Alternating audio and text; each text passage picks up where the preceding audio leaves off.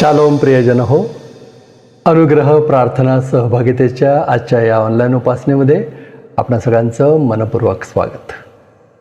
नेहमीप्रमाणे उपासनेला सुरुवात करण्यापूर्वी प्रभूला प्रार्थना करूया आणि ही उपासना प्रभूच्या हाती देऊया. प्रार्थना करू. परमदयाळू परमेश्वरा, सर्वसमर्थ देवा, आमच्या आश्रयाच्या खडका, आम्ही तुझी उपकारस्तुती करत तुझ्या सानिध्यामध्ये येतो. सर्व मान महिमा गौरव तुला देतो. प्रभू, या दिवसाचा आशीर्वाद ही तुझी कृपा आहे. आज आम्ही तुझी आराधना करण्यासाठी एकत्र आलेलो आहोत. आम्ही तुला विनंती करतो, आज तू आमची भेट घे. या उपासनेमध्ये आम्हाला तुझी स्तुती स्तोत्र गायची आहेत, त्यामधून तू गौरविला जा. प्रभू, तुझं वचन वाचू, तुझ्या वचनामधून तुझा संदेश ऐकू. त्यावेळेस तू आमच्याशी बोल. आमचं जीवन सुधारण्यासाठी आमचं सहाय्य कर. आम्हाला नम्र आणि लीन कर. शिकण्याची वृत्ती दे. आणि प्रभू, तू जेव्हा शिकवतोस तेव्हा ते आम्ही आमच्या आचरणात आणावं, म्हणून तू आमचं सहाय्य कर. आजची सर्व उपासना आशीर्वादित कर. ही सर्व प्रार्थना येशू आमचा तारणारा त्याच्या नावानं करतो, म्हणून तो ऐक. आमेन. चला तर प्रियजन हो, उपकार स्तुती करूया गीतांनी. सायबेरियाहून सिस्टर रिबेका आणि सिस्टर रुथ मावस्कर हे सुंदर गीत आपल्यासाठी सादर करतायत.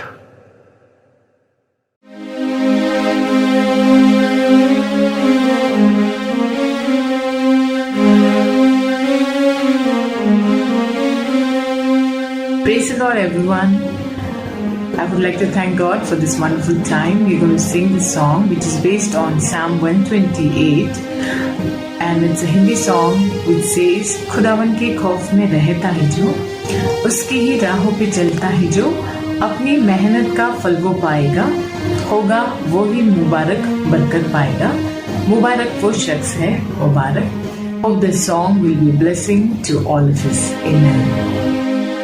खुदावन के खौफ में रहता है जो, उसकी राहों पे चलता है जो, खुदावन के खौफ में रहता है जो, उसकी राहों पे चलता है जो, अपनी मेहनत का फल वो पाएगा, अपनी मेहनत का फल वो पाएगा, होगा वो मुबारक बरकत पाएगा. मुबारक वो शख्स है मुबारक, मुबारक वो शख्स है मुबारक. तेरे पत्नी तेरे घर के अंदर बेगानार दागता जैसी रहेगी, तेरे दस्तरखान में तेरी औलाद जैतून के पौधों के मानंद रहेगी.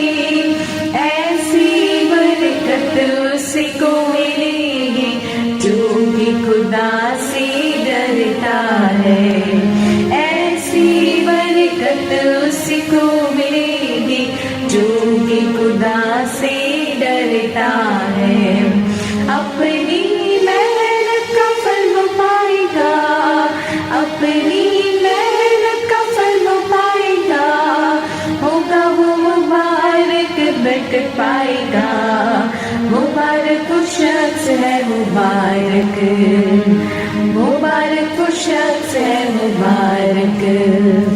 यहोवा सिय्योन से तुझे बरकत दे और तू हमेशा भलाई देखे. देखे तू बच्चों के बच्चों को, सलामती जिंदगी हमेशा रहे. ऐसी बरकत उसको मिलेगी जो कि खुदा से डरता है. ऐसी बरकत उसको मिलेगी जो कि खुदा से डरता है. अपनी मेहनत का फल वो पाएगा, अपनी मेहनत का फल वो पाएगा, होगा वो मुबारक बरकत पाएगा. मुबारक, मुबारक वो शख्स है मुबारक।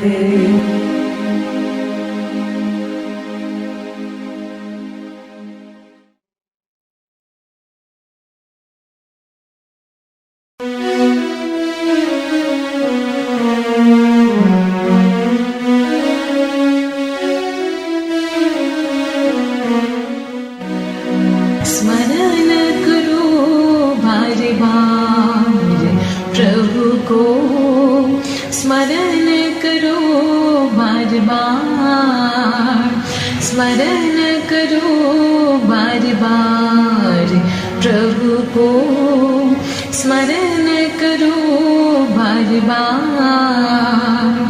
तन का चिंतन मृत्यु निमंत्रण, तन का चिंतन मृत्यु निमंत्रण, चिंतन आत्मा का जीवन है, चिंतन आत्मा का। स्मरण करो बार बार प्रभु को, स्मरण करो बार बार।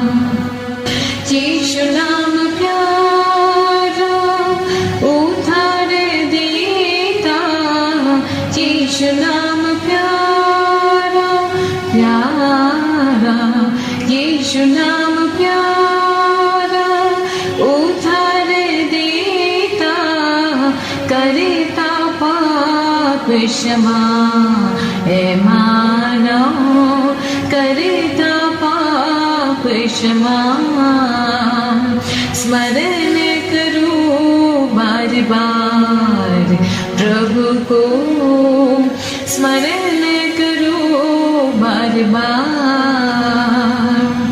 यीशु तेरे रोगों को चंगा करता, यीशु तेरे रोगों को चंगा करता, यीशु तेरे रोगों को चंगा करता, चंगा करता, यीशु तेरे रोगों को चंगा करता, करता प्रेम अपार है मानव, करता प्रेम अपार। स्मरण करो बार बार प्रभु को, स्मरण करो बार बार।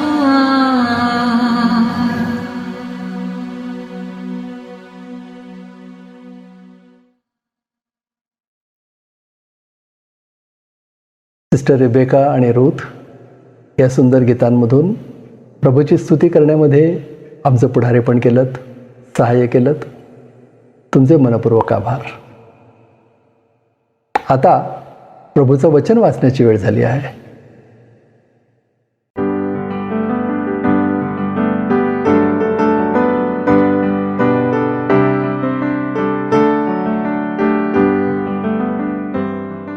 आजच्या मननासाठी निवडलेला शास्त्रभाग आहे कलेसेकरास पत्र याचा 2 अध्याय वचने 1 ते 8. कारण तुमच्यासाठी लाउदिकिया येथील लोकांसाठी व ज्या इतरांनी माझे तोंड प्रत्यक्ष पाहिले नाही त्या सर्वांसाठी मी केवढे परिश्रम घेत आहे हे तुम्हाला माहीत व्हावे अशी माझी इच्छा आहे.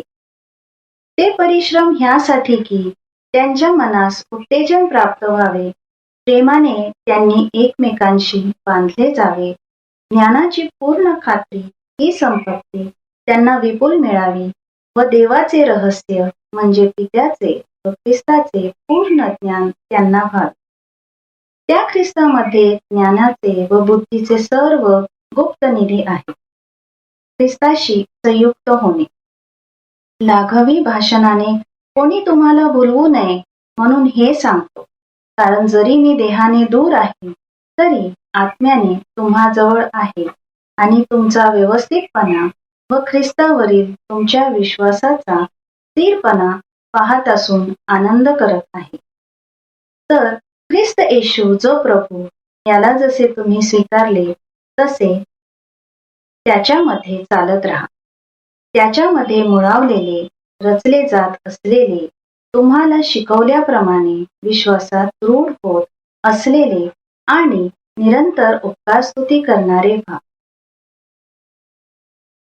देवा वाचलेली वचने आपणासाठी आशीर्वादित करो. आमेन.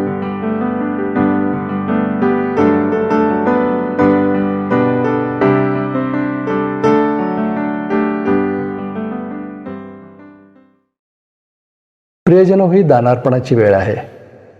उपासना संगीतामधून हे गीत गाऊया आणि आपलं दान प्रभूच्या चरणी आणूया.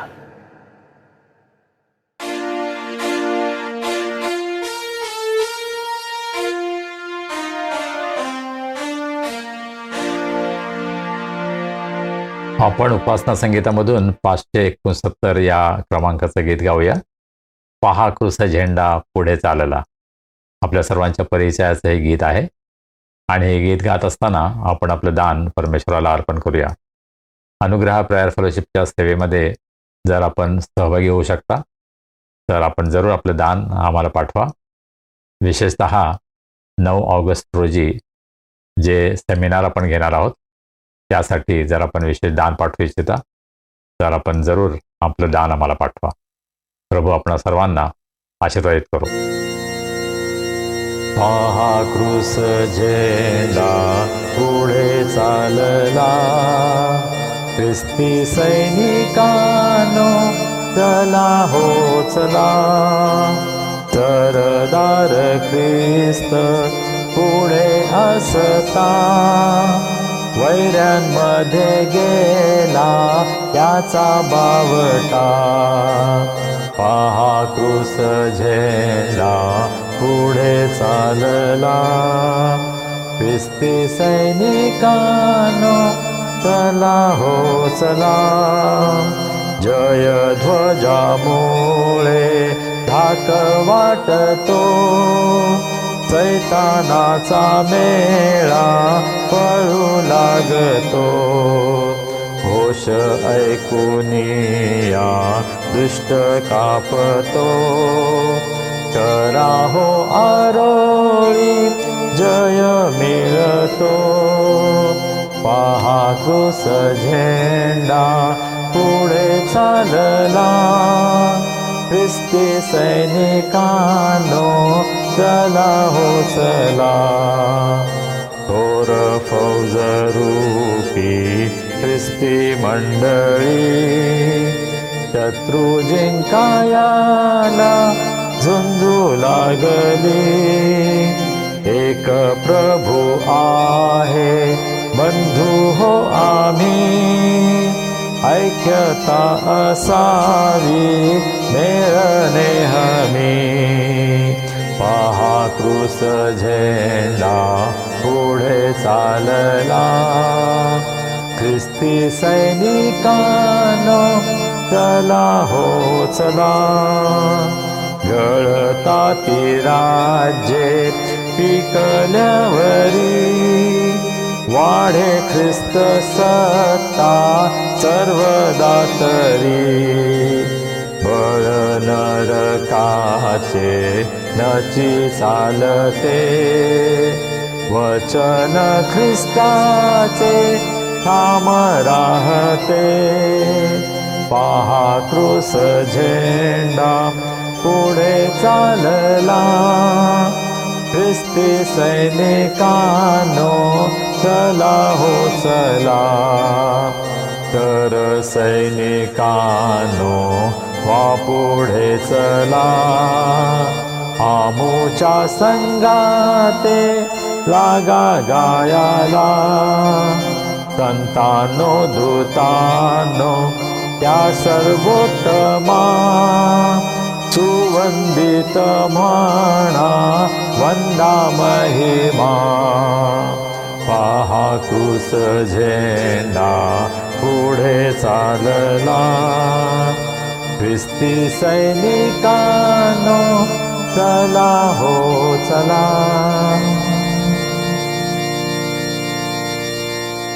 आपण आपलं दान परमेश्वराला अर्पण करूया, प्रार्थना करूया. सर्व समर्थ जिवंत प्रभुदेवा, आम्ही तुझे मनापासून उपकार मानतो, कारण आजचा सुंदर दिवस तू आम्हाला आमच्या जीवनामध्ये दिलास.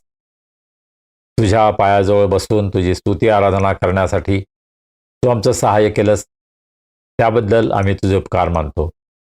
प्रभू, तुझे आशीर्वाद रोज आणि रोज आमच्या जीवनावर तू पाठवतोस.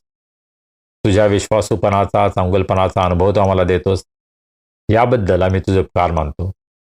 तुझ्या अनेक आशीर्वादांची जाणीव ठेवून अत्यंत अल्प असं दान आम्ही तुझ्या भांडारामध्ये आणलं आहे. प्रभू, या दानाचा तू स्वीकार कर, हे दान आशीर्वादित कर. या दानाचा उपयोग तुझ्या कार्यासाठी, अनुग्रह प्रेयर फेलोशिप हा संदेश ऐकणाऱ्या प्रत्येकाच्या जीवनामध्ये, कुटुंबामध्ये तुझे अनेक आशीर्वाद त्यांना प्राप्त व्हावे. तुझ्या सेवेमध्ये त्या सर्वांचा उपयोग व्हावा, यासाठी प्रभू हे दान तू आशीर्वादित कर, याचा उपयोग होऊ दे. या दानाबरोबरच आम्ही स्वतःला सुद्धा तुझ्या हातामध्ये सोपवतो, तू आम्हाला चालव. प्रभू, आम्ही तुझ्या वचनाकडे वळत असताना आम्ही तुझं सहाय्य मागतो. मानवी बुद्धीनं तुझ्या वचनांचा उलगडा होऊ शकत नाही, आणि म्हणून आम्ही प्रार्थना करतो, पवित्र आत्म्याच्या द्वारे या वचनाचा उलगडा तो आम्हाला कर. हे वचन समजण्यासाठी तू आमचं सहाय्य कर. आम्ही सर्वजण प्रभू स्वतःला तुझ्या हातामध्ये सोपवतो, तू आम्हाला चालव. तारणारा प्रभू येशू ख्रिस्त याच्या नावाने आम्ही प्रार्थना करतो, म्हणून तो ऐक. आमेन. वेळ झाली आहे देवाचा संदेश ऐकण्याची. आपल्या मनाची तयारी आहे ना?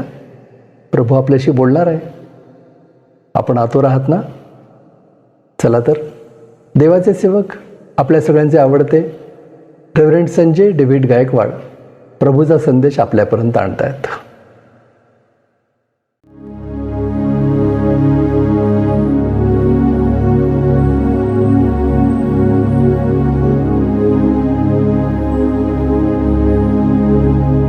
शालोम. कसे आहात आपण सर्व? अनुग्रह प्रेयर फेलोशिपच्या या मराठी भक्तीमध्ये आपल्या सर्वांचं मी मनापासून स्वागत करतो.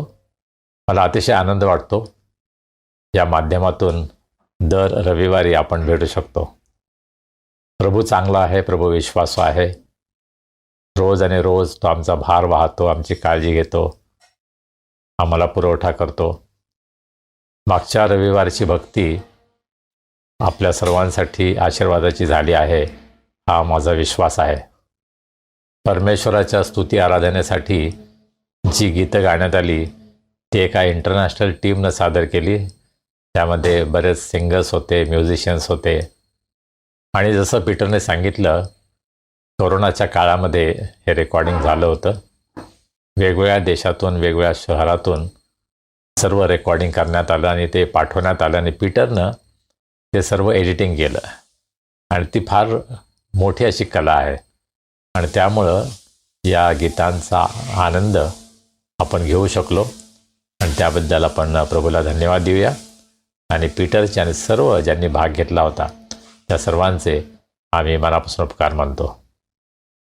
पहा, 22 मार्च 2020 ही आपली ऑनलाईन भक्ती सुरू झाली, आणि 5 वर्षाहून अधिक काळ आपण अव्याहतपणे ही भक्ती चालवत आहोत. आणि ही प्रभूची कृपा आहे. आम्ही कोणीही त्याचं श्रेय घेऊ शकत नाही. केवळ प्रभूच्या कृपेमुळं आपण हे करू शकलो, आणि म्हणून आपण प्रभूला धन्यवाद देऊया, त्याचं गौरव करूया. आणि जे सर्वजण या भक्तीमध्ये आत्तापर्यंत सहभागी झाले, गेल्या 5 वर्षांमध्ये अनेकांनी यामध्ये भाग घेतला, प्रार्थना केल्या, आर्थिक पाठिंबा दिला. तुमच्या सर्वांच्या सहभागामुळेच आपण ही भक्ती अव्याहतपणे गेली 5 वर्ष चालवत आहोत. आणि जोपर्यंत प्रभू येशूचं येणं होत नाही तोपर्यंत प्रभू चालवेल, तोपर्यंत आपण ही भक्ती चालू ठेवणार आहोत. माझी आपल्याला विनंती आहे, आपण या अनुग्रह प्रेयर फेलोशिपच्या सेवेसाठी आपल्या प्रार्थनेमध्ये आठवण ठेवा. आपल्या वैयक्तिक, कौटुंबिक, आपल्या मंडळीच्या प्रार्थनेमध्ये आपण प्रार्थना करू शकता. अनुग्रह प्रेयर फेलोशिप काही चर्च नाही आहे. ही अशी सेवा आहे की वेगवेगळ्या चर्चमधील सर्व विश्वासणाऱ्यांसाठी प्रभूच्या वचनाचा अभ्यास करण्यासाठी हा प्लॅटफॉर्म आमच्यासाठी उपलब्ध आहे. आम्ही कोणत्याही एका चर्चचे सिद्धांत, थिओलॉजी या ठिकाणी मांडण्याचा प्रयत्न करत नाही.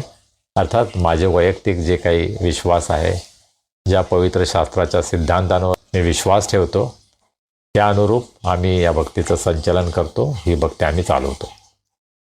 आणि मला अतिशय आनंद वाटतो की गेल्या 5 वर्षांमध्ये असंख्य लोकांना या भक्तीच्या द्वारे आशीर्वाद मिळाला आहे. आपल्याला हे माहीत आहे की आपण पवित्र शास्त्राच्या पुस्तकांचा अभ्यास करतो. आपल्या भक्तीमध्ये आपण विषयांवर संदेश देत नाही, टॉपिकल सर्मन देत नाही. तेव्हा प्रत्येक वेळेला नवीन कोणता तरी शास्त्रभाग आपण घेत नाही, पण एक पुस्तक निवडून वचनाप्रमाणे एकामागोमाग एक आपण अध्याय आणि वचनं ही संपवतो. आणि सध्या आपण कलसेक्रासपत्राचा अभ्यास करत आहोत आणि अतिशय सुंदर हा अभ्यास आहे. माझा विश्वास आहे या माध्यमातून आपण भक्ती तर करतोच, परंतु प्रभूच्या वचनामध्ये वाढण्यासाठी सुद्धा आम्हाला खूप मदत होते. आपल्यापैकी काही जण आम्हाला नियमितपणे आपल्या प्रतिक्रिया पाठवता. प्रभूनं तुम्हाला काय प्रगट केलं आहे ते तुम्ही आम्हाला सांगता आणि त्याद्वारे सगळ्यांना आशीर्वाद मिळतो आणि याचा मला अतिशय आनंद वाटतो. अनुग्रह प्रेयर फेलोशिप ही वन मॅन शो नाही आहे. आपण सर्वजण त्यामध्ये सहभागी होऊ शकतो. होय, प्रभू माझा उपयोग करतो, पीटरचा उपयोग करतो आणि जे सर्व यामध्ये भाग घेतात त्या प्रत्येकांचा उपयोग प्रभू करून घेत आहे. आणि म्हणून माझं आपल्याला आमंत्रण आहे, आपण सुद्धा या सेवेमध्ये सहभागी व्हा. आपण प्रार्थना करू शकता, आपण प्रत्यक्ष भक्तीमध्ये सहभागी होऊ शकता. शास्त्र वाचनाच्या द्वारे, प्रार्थनेच्या द्वारे, साक्ष देण्याच्या द्वारे. या सेवेच्या माध्यमातून अनेकांना आशीर्वाद मिळावा यासाठी आपण आर्थिक पाठिंबासुद्धा देऊ शकता. आणि आजपर्यंत काही मोजके लोक आर्थिक पाठिंबा देत आहेत, त्यामुळं आम्ही सेवा चालू ठेवू शकलो आहे. जर कदाचित आजपर्यंत आपण अशा प्रकारे या सेवेमध्ये सहभागी झाला नसाल तर माझं तुम्हाला आमंत्रण आहे, प्रार्थना करा, भाग घ्या आणि आपलं दान आणि आपल्या देणग्या आम्हाला जरूर पाठवा. अनुग्रह प्रेयर फेलोशिपद्वारे आपण केवळ रविवारची ऑनलाईन भक्तीच घेत नाही, परंतु इतर काही सेवा आपण करत आहोत. जसं 26 एप्रिलला आपण सर्व एकत्र आलो आणि अतिशय सुंदर आशीर्वादित अशी आपली भक्ती झाली आणि आपण प्रभूच्या वचनावर मनन केलं. शनिवार 9 ऑगस्ट रोजी आपण अशाच प्रकारचा एक कार्यक्रम आयोजित केलेला आहे. बायबल सेंटर सॅलिसबरी पार्क येथे सकाळी 11 ते 1 या वेळेमध्ये आपण ही विशेष सभा घेत आहोत आणि त्यासाठी आपण एक विषय ठरवलेला आहे, पेरेंटिंग किंवा पालकत्व. पालकांची भूमिका काय आहे, त्यांच्यासमोर आव्हानं काय आहेत, यासंबंधी आपण शिकणार आहोत, चर्चा करणार आहोत. आणि या विशेष सभेसाठी आम्ही रेव्हरंड प्रवीण समुद्रे आणि त्यांची पत्नी स्मृती समुद्रे यांना आमंत्रित केलं आहे. गेली 15 वर्ष ते या सेवेमध्ये आहेत. उच्च शिक्षित असं हे जोडपं आहे आणि प्रभू त्यांचा उपयोग विशेषतः कुटुंबांसाठी करून घेत आहे. याबद्दल आम्हाला आनंद वाटतो. आपण जरूर या सभेला या. मात्र आपण रजिस्ट्रेशन करण्याची गरज आहे. कोणत्याही प्रकारची रजिस्ट्रेशन फी आम्ही यावेळेस ठेवली नाही. आमचा विश्वास आहे की प्रभू आमची सर्व गरज पूर्ण करेल, परंतु कोण येत आहेत, किती जण येत आहेत हे आम्हाला समजणं आवश्यक आहे आणि म्हणून आम्ही रजिस्ट्रेशन करणं हे आवश्यक आहे. आणि 3 ऑगस्टपर्यंत आपण हे रजिस्ट्रेशन करावं अशी आमची अपेक्षा आहे. आणि म्हणून जर आपण अद्याप रजिस्ट्रेशन केलं नसेल तर ताबडतोब आपलं नाव आम्हाला पाठवा, यासाठी की आम्हाला या वर्कशॉपची तयारी करणं सोपं जाईल. आपल्या प्रार्थनेमध्ये याची आठवण ठेवा. आपल्या नातेवाईकांना, मित्रमंडळीला याची माहिती द्या आणि अनेकांनी या ठिकाणी सहभागी व्हावं यासाठी आपण सुद्धा आम्हाला मदत करा. आपण प्रभूच्या वचनाकडे वळूया. मागच्या रविवारी मी शास्त्र वाचनासाठी कोणालाच सांगितलं नाही, मी विसरून गेलो गडबडीमध्ये. परंतु पीटरनं शास्त्र वाचन केलं आणि शास्त्र वाचन कसं करायचं मला असं वाटतं त्याचा उत्तम नमुना पीटरचं शास्त्र वाचन आहे. शास्त्र वाचन कसं करायचं हे सुद्धा अनेकांना माहीत नाही आहे. मंडळीतील अनेकांना सार्वजनिकरित्या शास्त्र वाचन कसं करायचं हे शिकण्याची गरज आहे. शास्त्र वाचनामध्ये आम्ही अनेक चुका करतो. पुष्कळदा आम्ही अनेक गोष्टी गाळतो. काही वेळेस आम्ही काही गोष्टींची भर टाकतो आणि हे आपण टाळायला हवं. आमचे शब्दोच्चार स्पष्ट हवेत. सर्वांना स्पष्ट रीतीनं वचन ऐकू जायला हवं. या सर्व गोष्टींची काळजी शास्त्र वाचनामध्ये आम्ही घ्यायला हवी. माझा हा अनुभव आहे की अनेकांना शास्त्र वाचन कसं करायचं हेच माहीत नाही. आणि कदाचित मंडळांमध्ये शास्त्र वाचन कसं करायचं यावर विशेष प्रशिक्षणाची गरज आहे. आजच्या भक्तीमध्ये मिसेस पद्मिनी जॉन थॉमस यांनी शास्त्र वाचन केलं आहे. ती माझी भाची आहे. अत्यंत उच्च शिक्षित आहे. पुना फेथ कम्युनिटी चर्चच्या शाळेमध्ये ती प्रिन्सिपल म्हणून काम करत होती. परंतु आपल्या मुलांची चांगली काळजी घेता यावी, आपल्या आईवडिलांची, आपल्या सासूबाई आणि माझे आईवडील म्हणजे तिचे आजी आजोबा या सर्वांची उत्तम काळजी घेता यावी यासाठी तिने आपल्या नोकरीचा राजीनामा दिला. ती घरी राहते आणि ही सर्व जबाबदारी अत्यंत निष्ठेनं, अतिशय काळजीपूर्वक, अतिशय प्रेमानं ती पार पाडत आहे आणि तिचा आम्हाला अतिशय अभिमान आहे. मला असं वाटतं प्रत्येक घरामध्ये अशी एकतरी मदर तेरेसा असावी. 7 ऑगस्टला पद्मिनीचा वाढदिवस आहे आणि त्यानिमित्त आपल्या सर्वांच्या वतीनं तिला वाढदिवसाच्या खूप खूप शुभेच्छा. परमेश्वरानं तिला खूप आशीर्वादित करावं, तिला उत्तम आरोग्य द्यावं आणि तिच्याद्वारे अनेकांचं जीवन आशीर्वादित व्हावं ही आमची तिच्यासाठी आज प्रार्थना आहे. कलस्सेकरास पत्र याचा 2रा अध्याय आणि 6वं वचन. तर ख्रिस्त येशू जो प्रभू याला जसे तुम्ही स्वीकारले तसे त्याच्यामध्ये चालत राहा. कलस्से येथील मंडळीविषयी पौलाला जी काही माहिती होती त्या माहितीवर आधारित तो त्यांच्याशी बोलत आहे आणि तो हे जाहीर करत आहे की त्यांनी येशू ख्रिस्ताला आपला प्रभू म्हणून स्वीकारलेला आहे.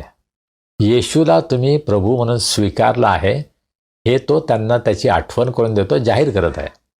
प्रभू येशू ख्रिस्ताला आपलं वैयक्तिक तारणारा स्वीकारणं यासंबंधी अनेक लोकांची वेगवेगळी मतं आहेत. काही जणांना असं वाटतं की तसा काही अनुभव असण्याची गरज नाही.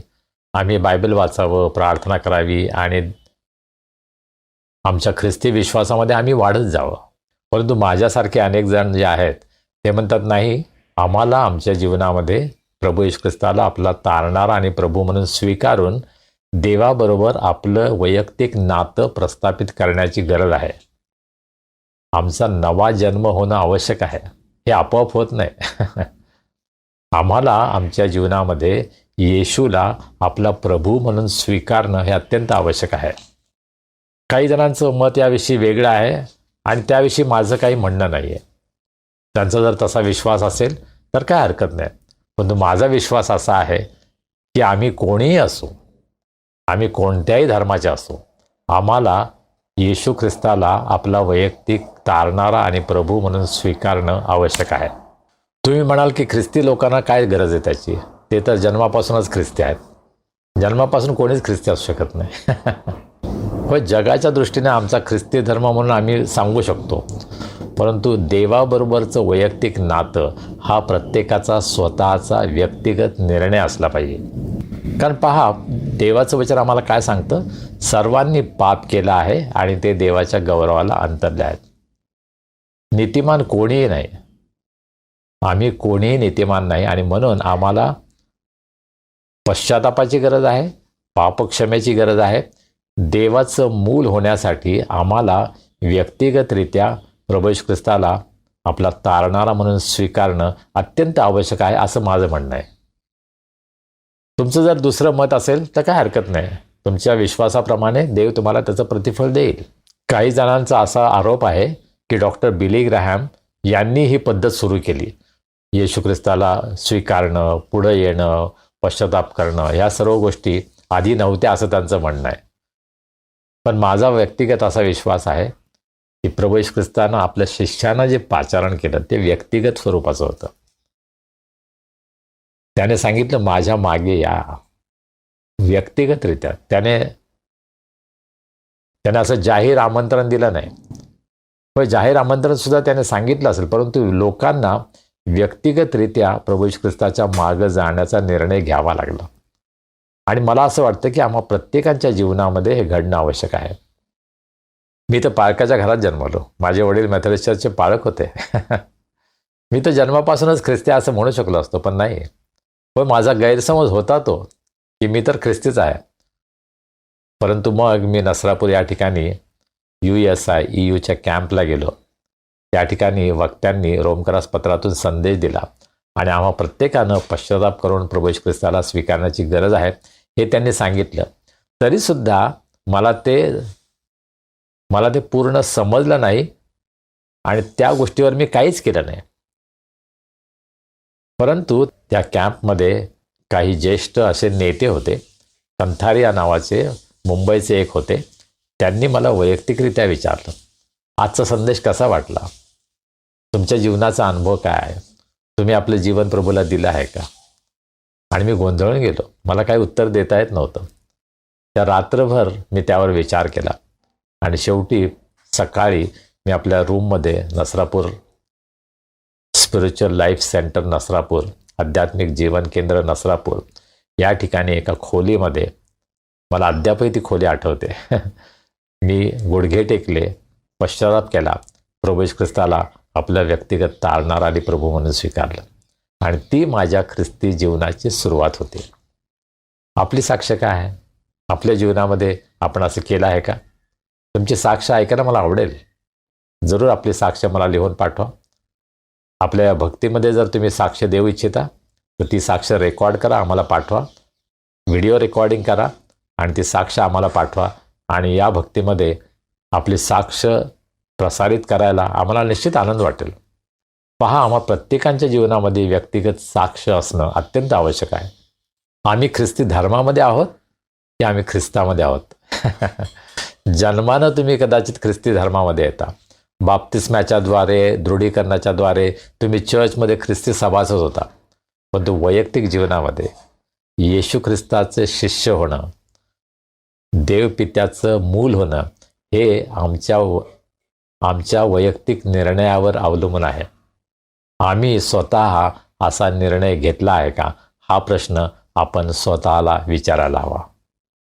माझं असं म्हणणं नाही आहे की फक्त याच मार्गाने तुम्ही ख्रिस्ती होता, याच मार्गाने तुम्ही देवाचं मूल होता. नाही, देव तुम्हाला वेगळ्या गोष्टी प्रगट करत असेल तर तुम्ही त्याविषयी सांगा की कसं तुम्ही येशू ख्रिस्तावर विश्वास ठेवला आणि का विश्वास ठेवला, हे तुम्हाला ठामपणे सांगता आलं पाहिजे.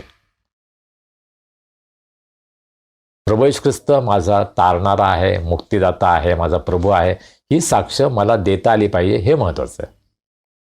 ते कसं झालं, कधी झालं, कुठे झालं, या गोष्टी कदाचित गौण आहेत, परंतु तुमचा स्वतःचा जिवंत अनुभव देवाबरोबरचा आहे, ही साक्ष तुम्हाला देता आली पाहिजे. तर पौल कलसे येथील मंडळीला असं सांगत आहे की येशू ख्रिस्ताला तुम्ही प्रभू म्हणून स्वीकारलं, ही साक्ष त्यांची आहे.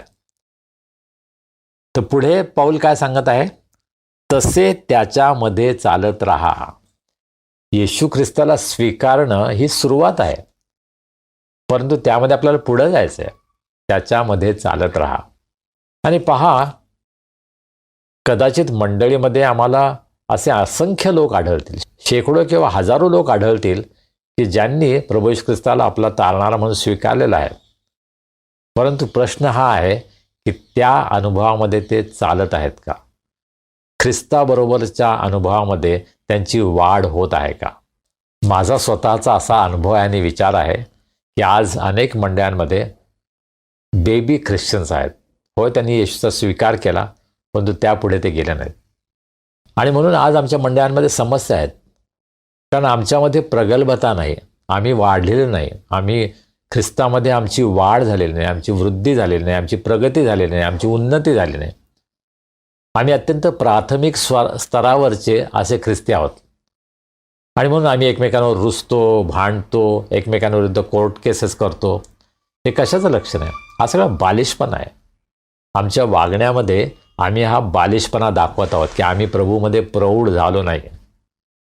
आज प्रत्येक ख्रिस्ती व्यक्तीला प्रभूमध्ये प्रौढ होण्याची गरज आहे. आम्हाला वाढण्याची गरज आहे. ख्रिस्ताचा स्वीकार केल्यानंतर आपण ख्रिस्तामध्ये चालत आहोत का, हे आम्हा सर्वांना तपासण्याची गरज आहे. ज्यावेळेस मी मागं वळून पाहतो, 1973 येशू ख्रिस्ताला मी माझा तारणारा आणि प्रभू म्हणून स्वीकारलं. त्यावेळेस माझी जी आध्यात्मिक स्थिती होती ती तशीच राहिली नाही. प्रभूच्या वचनाद्वारे मी त्यामध्ये वाढत गेलो, सहभागितेमध्ये मी वाढत गेलो आणि त्याच्या सेवा करता करता सुद्धा मी वाढत गेलो. आणि आजसुद्धा प्रभूमध्ये मी वाढत आहे. मी पूर्ण झालो आहे असं अजिबात मला वाटत नाही. मला खूप शिकण्याची गरज आहे. अद्याप माझ्यामध्ये उणीवा आहेत. मी चुका करतो, परंतु प्रभूमध्ये वाढण्याची माझी इच्छा आहे. प्रभूमध्ये पुढं जाण्याची, चालत राहण्याची किती आवश्यकता आहे, नाही का? कधी कधी आम्ही सुरुवात करतो, प्रभूबरोबर चालण्यासाठी आम्ही सुरुवात करतो आणि आम्ही एकाच ठिकाणी अडकून राहतो. मग कदाचित मोह असतील, कदाचित आमच्या जीवनामध्ये कठीण परिस्थिती असेल, वेगळ्या गोष्टी असतील की ज्यामुळं आमचं प्रभूबरोबर चालणं हे थांबतं. आम्ही सतत त्याच्याबरोबर चालत नाही आणि त्याचे परिणाम आमच्या स्वतःच्या जीवनावर, आमच्या कुटुंबावर, आमच्या मंडळीवर, आमच्या समाजावर होतात. आणि आज आम्हाला प्रभूबरोबर नित्य चालणाऱ्या लोकांची गरज आहे. आम्ही सर्व प्रभूबरोबर रोज आणि रोज चालायला हवं. डॉक्टर्स पेशंटला सांगतात की तुम्ही रोज चालायला हवं.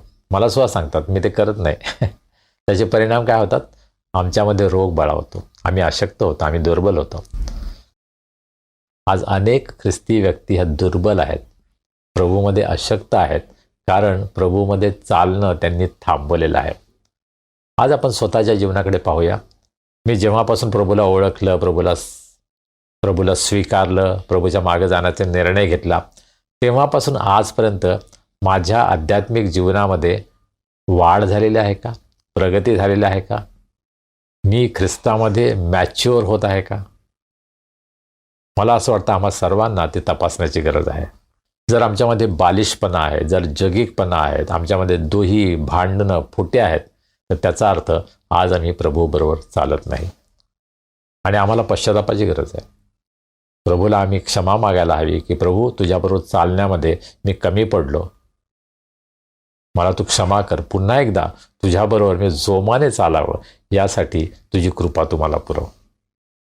7वं वचन जे आहे ना, ते प्रचंड महत्त्वाचं वचन आहे. याच्यामध्ये इतका अर्थ भरलेला आहे ना की आपण 1 तास सुद्धा यावर चर्चा करू शकतो. खूप वर्षांपूर्वी मला असं वाटतं 1996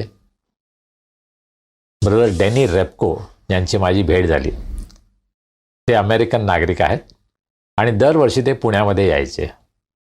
नॅव्हिगेटर्स इंटरनॅशनल या संस्थेमध्ये ते स्टाफ म्हणून काम करत होते आणि ही सेवा व्हॉलेंटरी आहे, त्यांना पगार नाही मिळत. परंतु त्यांनी आपलं संपूर्ण जीवन प्रभूच्या सेवेसाठी दिलं होतं. ते आणि त्यांची पत्नी कॅरोलिन यांनी माझ्यावर खूप प्रेम केलं. त्यांनी मला खूप शिकवलं. विश्वासामध्ये कसं वाढायचं हे त्यांनी मला शिकवलं. आणि कलस्से 2:7 यावर आधारित एक अभ्यासक्रम, जो नॅव्हिगेटर्स या संस्थेचा अभ्यासक्रम आहे, ज्याला 27 सिरीज असं इंग्लिशमध्ये म्हटलं जातं आणि मराठीमध्ये 2:7 मालिका. लव महाराष्ट्र या संस्थेमध्ये मी काम करत असताना याचं प्रशिक्षण मी अनेकांना दिलं. महाराष्ट्रामध्ये अनेक ठिकाणी मी गेलो आणि 2:7 मालिका म्हणजे काय हे मी शिकवलं. आणि 2:7 म्हणजे कलस्से 2:7 आणि ते आपण पाहणार आहोत. अतिशय सुंदर असा अभ्यास आहे. आजही तुम्हाला जर अभ्यास करायचा असेल, याची 6 पुस्तकं असतात आणि त्या 6 पुस्तकांचा अभ्यास आपण गटामध्ये करायचा असतो. आणि प्रभूमध्ये वाढण्यासाठी, प्रभूमध्ये प्रौढ होण्यासाठी, ख्रिस्ती जीवनामध्ये वाढण्यासाठी या अभ्यासाचा तुम्हाला निश्चित उपयोग होईल. हे वचन काय आहे? पाऊल असं म्हणतो, त्याच्यामध्ये म्हणजे ख्रिस्तामध्ये मुळावलेले, रचले जात असलेले, तुम्हाला शिकवल्याप्रमाणे विश्वासात दृढ होत असलेले आणि निरंतर उपकारस्तुती करणारे व्हा.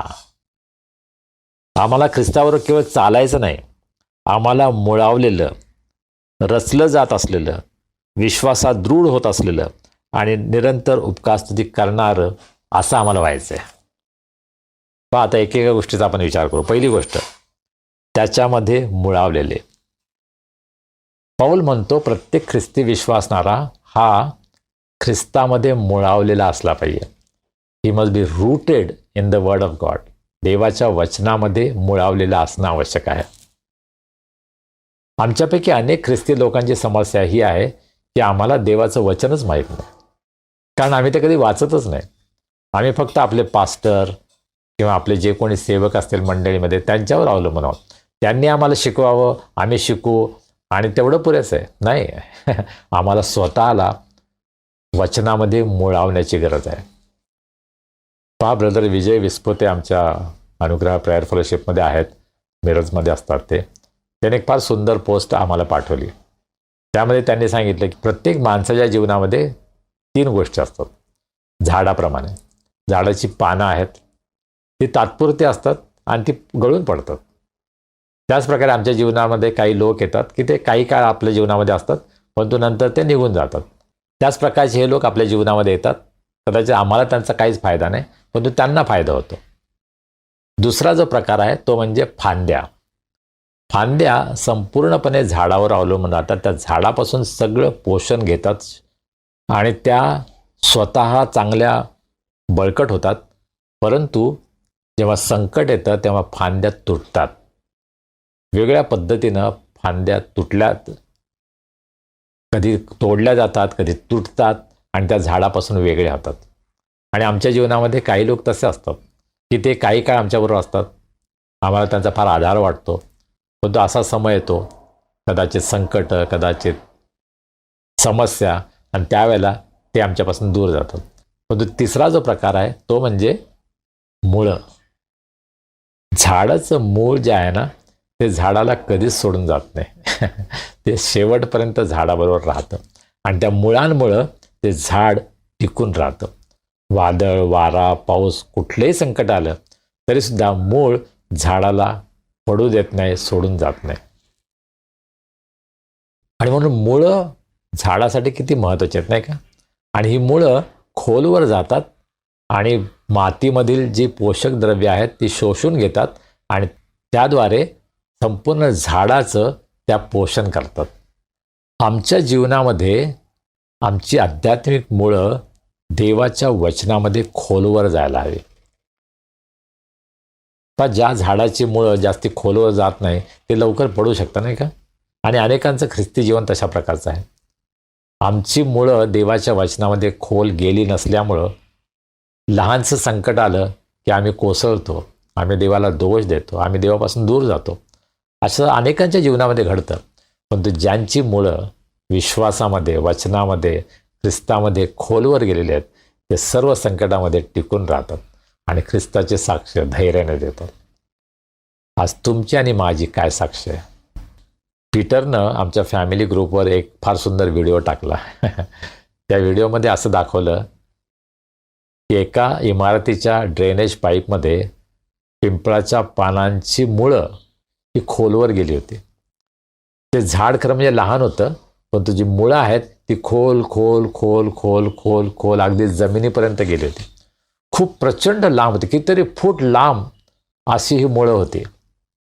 पण त्या मुळांमुळं ते झाड तग धरून राहिलं. आणि आपल्याला माहीत आहे की वडाची, पिंपळाची जी झाडं असतात ती मोठी असतात आणि त्याच प्रकारे त्यांची मुळंसुद्धा खोलवर गेलेली असतात. आज आम्हाला ख्रिस्ती जीवनामध्ये आमची मुळं खोलवर जाण्याची गरज आहे. आमच्या जीवनामध्ये, आध्यात्मिक जीवनामध्ये उथळपणा चालणार नाही. जर उथळपणा असेल तर आम्ही कोसळून जाऊ, आमचा नाश होईल, आम्ही टिकून राहणार नाही. आम्हाला ख्रिस्ती विश्वासामध्ये टिकून राहण्यासाठी आमची मुळं खोलवर जाण्याची गरज आहे. आणि त्यासाठी आम्हाला कशाची गरज आहे? देवाचं वचन, प्रार्थना करणं, सहभागिता. पहिल्या मंडळीचं चित्र काय होतं? ते प्रेषितांच्या शिक्षणात, सहवासात, भाकर मोडण्यात आणि प्रार्थना करण्यात तत्पर होते. तुम्ही मला सांगाल, हो आमच्या चर्चमध्ये आम्ही हे करतो ना. परंतु त्यामध्ये किती अर्थ आहे? आम्ही गंभीरपणे प्रार्थना करतो का? आमची सहभागिता कशी आहे? आम्ही शिक्षणामध्ये वाढत आहोत का? आमच्या मंडळीमध्ये शिक्षण दिलं जात आहे का? हाच मोठा प्रश्न आहे. मग संदेश खूप असतात, परंतु वचनाचं पद्धतशीर शिक्षण, systematic teaching of God's word, हे आमच्या मंडळीमध्ये होत आहे का? हा प्रश्न आपण स्वतःला विचारायला हवा. तुमच्या मंडळीमध्ये जर होत नसेल त्यांना सांगा, पाळक साहेबांना, आम्हाला प्रश्नांचा मतांगीकार काय आहे याच्यावर शिक्षण द्या, बाप्तिस्म्यावर आम्हाला शिक्षण द्या, विवाहासंबंधी आम्हाला शिक्षण द्या. आपल्या पाळक साहेबांना विचारा तुम्ही की या विषयांवर आम्हाला शिक्षण हवं आहे, आणि मग आपण प्रभूमध्ये वाढत जाऊ. दुसरा विचार जो आहे या ठिकाणी, रचले जात असलेले, आमच्या जीवनाची रचना, विश्वासाची रचना होत आहे का? की आम्ही एकाच ठिकाणी अडकून राहिलेलो आहोत? पहा, जेव्हा इमारतीचं बांधकाम होतं तेव्हा पाया घातला जातो, त्याच्यानंतर मग जर कॉन्क्रीटचं बांधकाम असेल तर पिलर्स घातले जातात, आणि त्यानंतर विटा, त्या विटा रचल्या जातात, नाही का? फक्त थोड्याशाच रचल्या आणि बाकी सोडून दिलं तर ते काम होईल का पूर्ण? ते घर पूर्ण होईल का? ह्या विटा रचत गेल्या पाहिजे जोपर्यंत त्या कदाचित रूफपर्यंत जाणार नाहीत, छतापर्यंत जाणार नाही, आणि त्याच्यावर जेव्हा छत बसवलं जाईल तेव्हा ते घर पूर्ण होईल. ही सर्व प्रक्रिया घराच्या बाबतीमध्ये आपण पाहतो, आणि आपल्या जीवनामध्ये सुद्धा. होय, आम्ही ख्रिस्तामध्ये फार बळकट आहोत, परंतु ख्रिस्तामध्ये आपण रचले जात आहोत का? ख्रिस्ताच्या वचनामध्ये आम्हाला रचलं जाण्याची गरज आहे. त्यासाठी आम्हाला अभ्यासाची गरज आहे. पवित्र शास्त्राचा अभ्यास आम्हाला करण्याची सवय लागली पाहिजे. फक्त चर्चमध्येच नाही, इतर ठिकाणी सुद्धा. मी दर आठवडी 2 ठिकाणी बायबल स्टडी घेतो. एक शनिवारचा बायबल स्टडी असतो आमचा, जो आम्ही कोतवाल आंटीच्या घरामध्ये घेतो. दुसरा एक बायबल स्टडी आहे जो ब्रदर अनिल सिंग यांच्या घरामध्ये आम्ही घेतो. आणि त्या ठिकाणी आम्ही मोजकेच लोक आहोत, परंतु आम्ही पवित्र शास्त्राचा पद्धतशीर अभ्यास करत आहोत. शनिवारच्या बायबल स्टडीमध्ये आम्ही प्रभुभोजन या विषयावर अभ्यास केला. प्रभुभोजनाचा संपूर्ण विधी, त्याच्याविषयी आम्ही अभ्यास केला. पहिल्या प्रार्थनेपासून शेवटल्या आशीर्वादापर्यंत प्रभुभोजनामध्ये काय काय गोष्टींचा समावेश आहे याचा अभ्यास आम्ही केला. आपण असं केलं आहे का? आपल्या पाळक साहेबांना सांगा, आपण अशा प्रकारे रचलं जाण्याची गरज आहे. आमच्या जीवनामध्ये आम्ही प्राथमिक अवस्थेमध्ये राहायला नको, आध्यात्मिक जीवनामध्ये आम्हाला रचलं जाण्याची गरज आहे, यासाठी की आम्ही बलवान व्हावं. आणि मग पाऊल असं म्हणतो, तुम्हाला शिकवल्याप्रमाणे विश्वासात दृढ होत असलेले. आम्हाला विश्वासात दृढ होण्याची गरज आहे, पण त्यासाठी कशाची गरज आहे? कोणीतरी शिकवण्याची गरज आहे. आमचे पाळक असतील, दुसरे सेवक असतील, यांनी आम्हाला शिकवण्याची गरज आहे, आणि ते आज आमच्या जीवनामध्ये होत आहे का? आज शिक्षणाचा अभाव असल्यामुळं अनेकांचं आध्यात्मिक पतन होत आहे. खोटे शिक्षण आपल्या मंडळीमध्ये शिरत आहे, कारण योग्य प्रकारचं शिक्षण आज आमच्या मंडळांमध्ये होत नाही. आणि अनुग्रह प्रेयर फेलोशिपच्या माध्यमातून आपण हे करायचा प्रयत्न करत आहोत की वचनाचं सखोल, योग्य, पद्धतशीर शिक्षण आपण घ्यायला हवं. आणि त्यासाठी आम्ही हा थोडासा लहानसा प्रयत्न करत आहोत, परंतु प्रत्येक मंडळीमध्ये हे व्हायला हवं. ख्रिस्ती सिद्धांत काय आहेत याचा अभ्यास आपल्या मंडळीमध्ये व्हायला हवा. दर रविवारी आपण प्रेषितांचा मतांगीकार म्हणतो, आपण प्रभूची प्रार्थना म्हणतो, पण त्याचा सखोल अभ्यास आपण केला आहे का? त्या गोष्टी करण्याची गरज आहे. आम्हाला कोणीतरी शिकवण्याची गरज आहे, आणि मग आम्ही विश्वासामध्ये दृढ होऊ. आम्हा प्रत्येकाला विश्वासामध्ये दृढ होण्याची गरज आहे. आम्ही कोणत्या पातळीवर आहोत याविषयी आपण स्वतः तपासून पाहायला हवं की मी प्रभूला ओळखल्यापासून त्याच्यामध्ये वाढत गेलो आहे का, की मी आहे त्या स्थितीमध्ये आहे. आणि शेवटली गोष्ट पाऊल या वचनामध्ये सांगतो, तुम्ही निरंतर उपकारस्तुती करणारे व्हा. निरंतर प्रार्थना करा हे आम्हाला माहिती आहे, परंतु पाऊल म्हणतो निरंतर उपकारस्तुती करणारे. पहा, ख्रिस्ती मनुष्याचा हा गुण असला पाहिजे, ख्रिस्ती व्यक्तीचा हा हॉलमार्क, हे चिन्ह असलं पाहिजे की तो सदैव स्तुती करणार आहे, आनंदी आहे. पुष्कळदा आम्ही इतके दुःखी असतो ना की येशू ख्रिस्तानं त्याचा आनंद आम्हाला दिलाय की नाही ही लोकांना शंका येईल. हा प्रभू येशू ख्रिस्त त्याच्या शांतीनं, त्याच्या आनंदाने आम्हाला इतकं ओतप्रोत भरतो की हा आनंद, ही शांती ओसंडून बाहेर वाहते. आम्हा प्रत्येकाच्या जीवनाकडे पाहिल्यानंतर आमच्या सभोवती जे आहेत त्यांना हे जाणवलं पाहिजे, अरे ही व्यक्ती वेगळी आहे. ख्रिस्ताची शांती, ख्रिस्ताचा आनंद, ख्रिस्ताची प्रीती या गुणांनी ही व्यक्ती भरलेली आहे. आणि हे पवित्र आत्म्याचं फळ आपल्या जीवनामधून प्रगट व्हायला पाहिजे. पुष्कळदा पवित्र आत्म्याच्या दानांविषयी खूप चर्चा होते. मला अन्य भाषेमध्ये बोलता येतं, मला रोग बरे करता येतात, मला हे करता येतं, मला ते करता येतं, याविषयी कदाचित आम्ही बढाया मारतो. परंतु गलती 5:22 आणि 23 मध्ये सांगितल्याप्रमाणे आमच्या जीवनामध्ये पवित्र आत्म्याचं फळ आहे का? त्याविषयी आम्ही कधी काळजी घेतो का? त्याविषयी आम्हाला कोणी शिकवतं का? त्याविषयी आम्ही स्वतः प्रयत्न करत आहोत का की पवित्र आत्म्याचं फळ माझ्या जीवनामध्ये असावं? पाऊलानं हे पत्र तुरुंगातून लिहिलं आणि तुरुंगामध्ये सुद्धा असताना तो असं म्हणतो, निरंतर उपकासुती करा.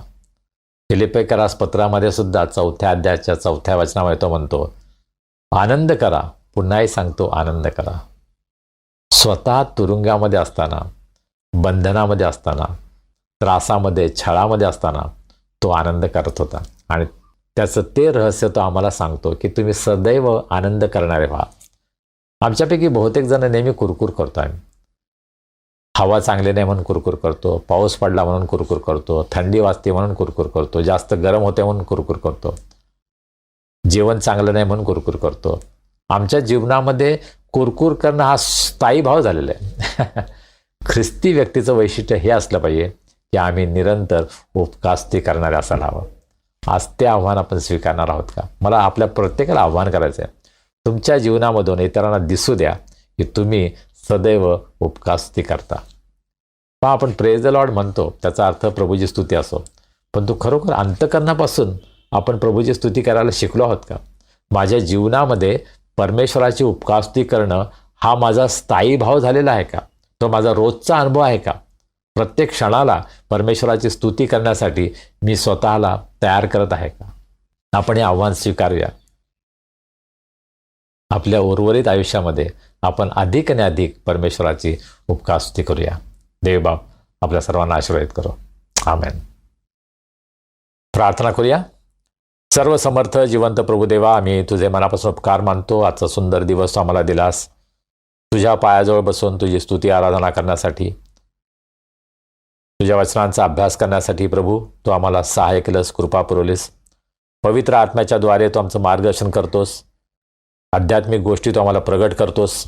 प्रभू त्याबद्दल आम्ही तुझे मनापासून उपकार मानतो. आज आम्ही जे वचन ऐकलं आहे त्यावर आम्ही अधिक मनन करावं. आमच्या जीवनामध्ये प्रभू त्याचा अनुभव आम्ही घ्यावा आणि इतरांना आमच्या जीवनामधून ख्रिस्त दिसावा. तुझी शांती, तुझी प्रीती, तुझा आनंद आमच्या जीवनामधून इतरांना प्रगट व्हावा, अशा प्रकारची दया, कृपा तू आमच्यावर कर. आम्ही सर्वजण स्वतःला तुझ्या हातामध्ये सोपवतो.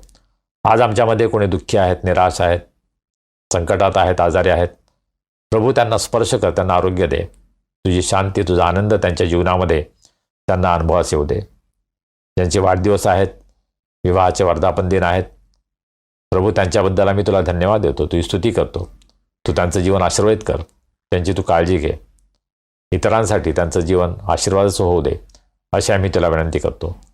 या येणाऱ्या आठवड्यामध्ये तू आमच्याबरोबर राहा, आमचं संरक्षण कर, आमची काळजी घे, आम्हाला सुरक्षित ठेव. तुझी स्तुती आराधना करण्यासाठी आम्हा सर्वांना पुन्हा एकदा एकत्र आण. मान, महिमा, गौरव आम्ही तुला देतो आणि ही प्रार्थना तारणारा प्रभू येशू ख्रिस्त याच्या नावाने आम्ही करतो म्हणून तो ऐक. आमेन. प्रभूनं शिकवलेली प्रार्थना करूया. हे आमच्या स्वर्गातील बापा, तुझे नाम पवित्र मानले जाओ, तुझे राज्य येवो, जसे स्वर्गात तसे पृथ्वीवरही तुझ्या इच्छेप्रमाणे हो. आमची रोजची भाकर आज आम्हास दे, जसे आम्ही आपल्या अपराधांची क्षमा करतो तसे तू आम्हाला आमच्या अपराधांची क्षमा कर. आणि आम्हास परीक्षेत आणू नकोस, तर आम्हास वाईटापासून सोडव. कारण की राज्य, सामर्थ्य आणि गौरव ही सर्व काळ तुझीच आहेत. आमेन.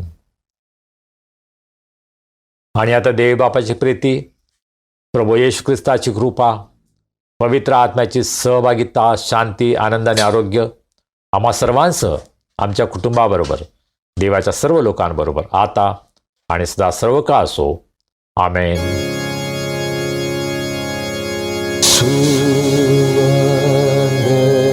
देवा परात्पर